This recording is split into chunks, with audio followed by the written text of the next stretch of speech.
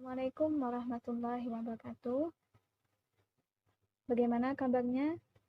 Semoga kita semua sehat selalu dan selalu dalam lindungan Allah Subhanahu wa taala. Amin amin ya rabbal alamin. Baiklah, sebelum memulai pembelajaran pada hari ini, marilah kita berdoa terlebih dahulu. Baiklah, pada pembelajaran hari ini kita akan membahas mengenai bugat. Nah, pada pertemuan lalu kita sudah membahas mengenai pengertian bugat, dasar hukum bugat, kemudian unsur-unsur bugat dan ciri-ciri bugat. Nah, pada pembelajaran hari ini kita akan membahas mengenai perlakuan dan pertanggungjawaban atas tindak pidana bugat dan hikmah dilarangnya bugat. Mari kita simak penjelasan berikut ini. Perlakuan dan pertanggungjawaban terhadap tindak pidana bugat. Para bugat harus diusahakan sedemikian rupa agar sadar atas kesalahan yang mereka lakukan, hingga akhirnya mau kembali taat kepada imam dan melaksanakan kewajiban mereka sebagai warga negara yang baik. Proses penyadaran kepada mereka harus dimulai dengan cara yang paling halus. Jika cara tersebut tidak berhasil, maka boleh digunakan cara yang lebih tegas. Kan tetapi, jika cara tersebut masih juga belum berhasil, maka digunakan cara yang paling tegas. Selanjutnya, urutan tindakan hukum terhadap bugat sesuai ketentuan fikih Islam.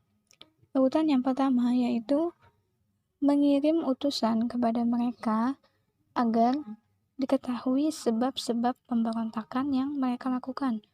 Nah, apabila sebab-sebab itu dikarenakan ketidaktahuan mereka atau keraguan mereka, maka mereka harus diyakinkan agar mereka mengerti hingga ketidaktahuan dan keraguan itu hilang.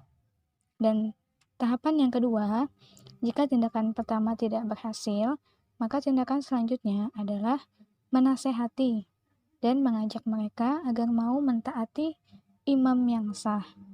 Nah, selanjutnya tahap yang ketiga, jika usaha kedua tadi tidak berhasil, maka tindakan yang ketiga yaitu dengan memberikan ultimatum atau ancaman bahwa mereka akan diperangi. Nah, jika setelah munculnya ultimatum mereka meminta waktu, maka harus diteliti terlebih dahulu apakah waktu yang diminta tersebut akan digunakan untuk memikirkan kembali pendapat mereka atau sekedar mengulur waktu. Jika ada indikasi jelas bahwa mereka meminta penguluran waktu untuk merenungkan pendapat-pendapat mereka, maka mereka diberi kesempatan. Akan tetapi sebaliknya, jika didapati indikasi bahwa mereka meminta penguluran waktu hanya untuk mengulur-ngulur waktu, maka mereka tak diberi kesempatan untuk itu. Adapun tahapan yang keempat, jika tindakan atau usaha yang ketiga tadi masih tetap tidak berhasil dan mereka masih tetap tidak mau kembali taat, maka tindakan yang terakhir adalah dengan memerangi mereka sampai sadar dan kembali taat. Selanjutnya, hikmah dilarangnya bugat yang pertama yaitu agar umat Islam hanya ada satu komando, yaitu imam yang sah.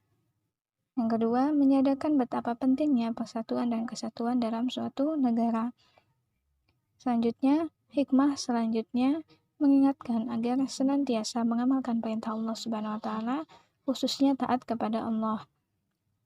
Hikmah yang keempat, membuat jera pelaku bugat untuk tidak memberontak dan dapat kembali dan bertaubat mengakui negara yang sah.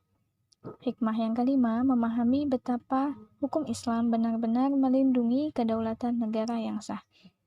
Kemudian, hikmah yang terakhir, mengingat bahwa perbedaan dalam satu kelompok adalah rahmat, asal tidak terjadi percekcokan dan permusuhan.